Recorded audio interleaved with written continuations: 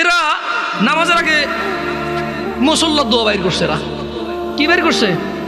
মুসল্লার দোয়া বাইর করছে। আমি মুসল্লার দোয়া দেই নাই, এরা বাইর করছে মুসল্লার দোয়া। আমি বলেছি সালাত শুরু হয় আল্লাহু আকবার দিয়ে, শেষ হয় কি দিয়ে? সালাম দিয়ে। এরা বলেছে যে না, সালাম ফিরাইলে যথেষ্ট না, এরপর আরো কাজ আছে। আমি বলেছি দুরূদ পড়ো, এরা কবিতা পড়ে।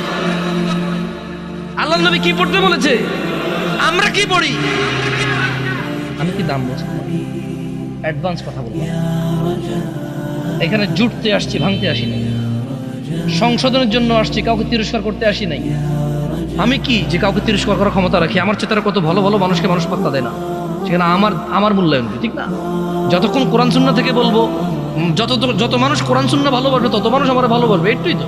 আমি যদি কোরআন সুন্নাহর বাইরে যাই কথা বলি, আমার কোনো দাম আছে? নাই।